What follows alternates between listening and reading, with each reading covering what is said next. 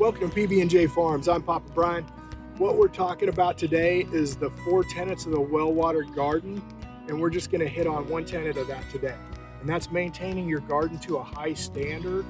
And how you do that is by having a garden that's not too big for you to handle. So when you plan on starting your garden, which you can see in one of our starting the garden videos, when you start a garden, you're going to think you need a huge garden, but you really, if you go smaller than you anticipate, you'll be able to take care of it a lot better.